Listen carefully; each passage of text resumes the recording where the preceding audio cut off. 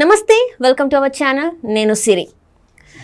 Already జగన్కి అయితే వ్యతిరేకత పెరిగింది. అయితే ఇప్పుడు కృష్ణా జిల్లాలో కూడా వ్యతిరేకత పెరిగింది. అసలు ఎందుకు వ్యతిరేకత పెరిగింది, ఏంటి, అసలు ఏం జరుగుతుంది మళ్ళీ వైసీపీలో అని చర్చించడానికి మనతో పాటు ఉన్నారు ప్రముఖ సీనియర్ జర్నలిస్ట్ జగదేవ్ గారు. నమస్కారం సార్. నమస్తే సార్. మనం ఆల్రెడీ చూస్తున్నాం, గత కొన్ని రోజుల నుంచి ఎమ్మెల్యేలు తిరుగుబాటు పడుతున్నారు జగన్కి. తాడేపల్లి ప్యాలెస్లో అయితే గొడవలు అయితే స్టార్ట్ అయిపోయాయి. ఎమ్మెల్యేలు డైరెక్ట్గా బయటకు వచ్చేస్తున్నారు, కొంతమంది వస్తున్నారు డైరెక్ట్గా, కొంతమంది వ్యతిరేకిస్తున్నారు. సో ఈ కోవలో కొంతమంది నేతలు ఏంటంటే బయటకు వచ్చారు, గొడవలు జరుగుతున్నాయి. అసలు మళ్ళీ ఏమైంది సార్?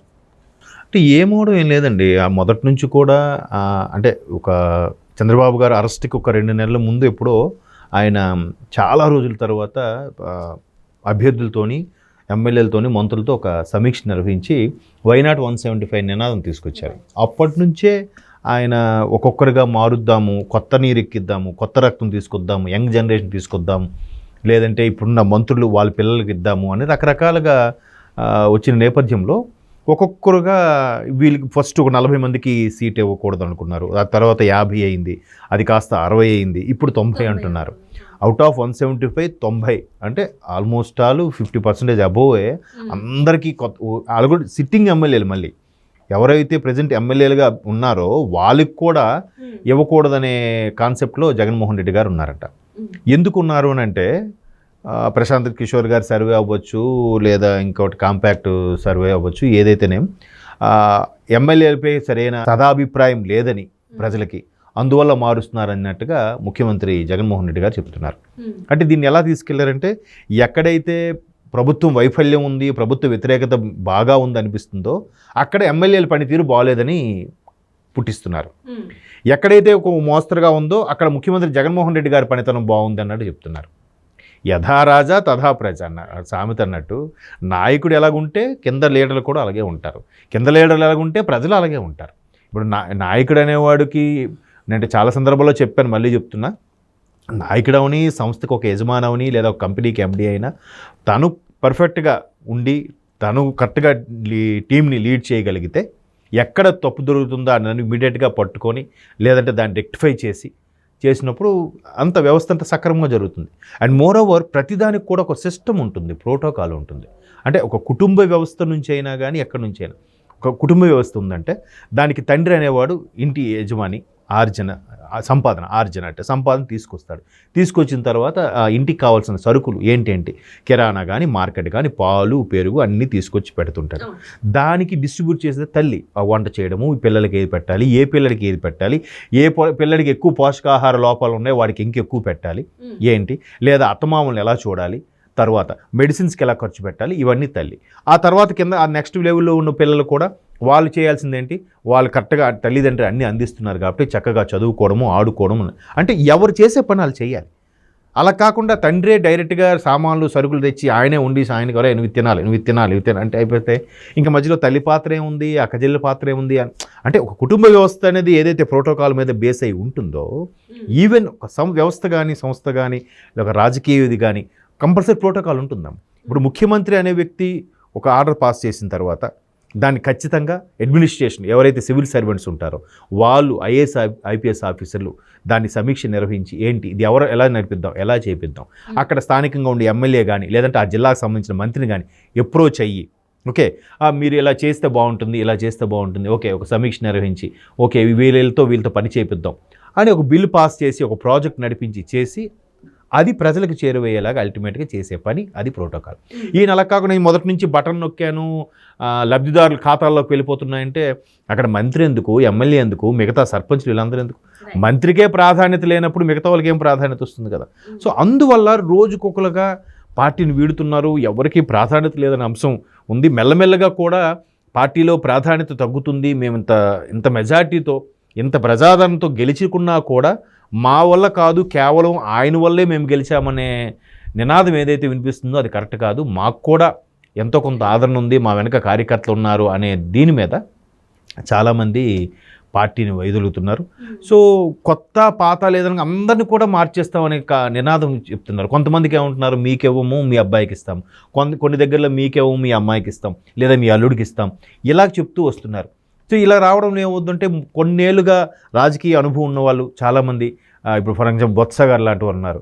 ఆయన పీసీసీ చీఫ్గా చేశారు, కాంగ్రెస్లో మంత్రిగా చేశారు, ఇప్పుడు వైసీపీలో కూడా మంత్రిగా ఉన్నారు. ఆయన కుటుంబం నుంచి కూడా 3-4 ప్రాతినిధ్యం వహించే వాళ్ళు ఉన్నారు. సో వాళ్ళకి కూడా ఇవ్వం, మీ ఒక్కరికి ఇస్తాం, లేదు మీకు ఇవ్వం, మీ భార్యకి ఇస్తామని అనడం. ఇలాగ చాలాసార్లు. ఆ తర్వాత పేర్ని నాని గారు ఉన్నారు, వాళ్ళకి అతను కాకుండా వాళ్ళ అబ్బాయికి ఇస్తామని అనడం. చాలామంది వరకు ఇప్పుడు అనిల్ కుమార్ యాదవ్ గారు మాజీ మంత్రి, నెల్లూరు ప్రాతినిధ్యం, ఆయనకు కూడా ఆయనకి ఇప్పుడు ఇవ్వట్లేదని వార్తలు కూడా వినిపిస్తున్నాయి. ఆయన ఏం స్టేట్మెంట్ ఇస్తున్నారు, జగనన్న ఎవరిని ప్రాతినిధ్యం ఇచ్చి నిలబడితే వాళ్ళు ఓకే ఆయన ముఖ్యమంత్రి అవ్వాలి, మాకు ఆయన వెనకుండా మేము నడిపిస్తామని చెప్తున్నారు. కానీ లోపల అయితే పెయిన్ ఉంది. ఈవెన్ రోజా గారికి ఇవ్వమంటున్నారు. నిన్న పెద్ద హైలైట్ ఏంటంటే సజ్జల రామకృష్ణారెడ్డి గారికి కూడా ఇవ్వటం లేదు.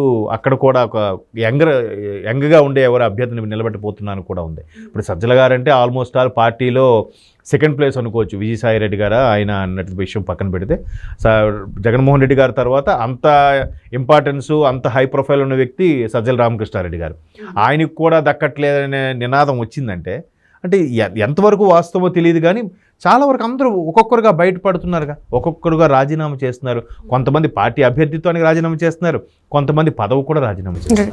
అట్లనే ఇప్పుడు ఏంటంటే పెలమనూరు టికెట్ అంటే జోగి రమేష్ గారికి ఇచ్చారు, తనని తప్పించాలి అని చెప్పేసి అక్కడ కార్యకర్తలు గొడవకి దిగిన సంఘటన జరుగుతుంది. సో అసలు ఏంటి సార్, ఎందుకు తప్పించాలి అక్కడ అతన్ని అని చెప్పేసి? అంటే ఒక జోగి రమేష్ గారే కాదండి, చాలా వరకు వైసీపీ మంత్రులు అందరూ కూడా మీరు ఒక్కసారి ఒక 4-5 నెలల కిందటి వరకు వెళ్ళి చూస్తే ప్రతిపక్షాల మీద దుమ్మెత్తిపోయడం, ప్రతిపక్షాల మీద ఇష్టం వచ్చినట్టుగా మాట్లాడటం, ఈ వ్యవస్థ మాదే, ఇంకా మేమే రాజులం, మేమే రాజ్యమేలుతామన్నట్టుగానే ప్రతి ఒక్క మంత్రి కూడా ప్రవర్తించారు. చాలా సందర్భాల్లో చూసాం. ఒకవేళ ప్రతిపక్షాలు ఎవరైనా తప్పు చేసినా, తప్పుగా మాట్లాడినా, లేదా తప్పు లేకపోయినా వాళ్ళ మీద బైండ్ ఓవర్ కేసులు పెట్టించడం, లేదా వాళ్ళకి నోటుకు వచ్చినట్టుగా మాట్లాడడం, మరీ ఫ్యామిలీ విషయాలు, ఆడవాళ్ళ విషయాల్లో కలిపే మాట్లాడడం గట్రా జరుగుతున్నాయి కదా. సో ఇట్లాంటి జరిగినప్పుడు స్థానికంగా ఉండే కార్యకర్తలే ఎదురు తిరుగుతున్నారు. కార్యకర్తలే సార్ ఈయన వద్దు, ఈయన పెడితే మాకు ఉన్న ఆ ఓట్లు కూడా రావు అన్నట్టు కూడా వ్యతిరేకత వస్తుంది. అసలు ఈ వ్యక్తులు ఎవరైతే ఎమ్మెల్యేలు కొంతమంది వైసీపీని వీడుతున్నారో వీళ్ళు వెళ్ళిపోవడానికి ప్రధాన కారణం ఒకటి, ఎన్నికల దగ్గరికి వచ్చేసాయి, ఇంకెన్నాళ్ళు ఉండదు పదవి. రెండవది, కార్యకర్తల నుంచి కూడా ప్రెజర్ ఉంటుంది. అన్న ఇందులో ఉంటే మనకేం ఉరిగేది లేదు, ఏ పని అవ్వట్లేదన్నా, ఎంతసేపు పథకాలు కూర్చొని తినడమే తప్ప ఒక్కడికి ఒక పని లేదు, ఒకడికి ఒక పైసా ఆదాయం లేదు, నెక్స్ట్ భవిష్యత్ ఏంటో తెలియట్లేదు, ఇప్పటికే రాష్ట్రంలో అప్పులో కూరుకుపోయింది అంటున్నారు.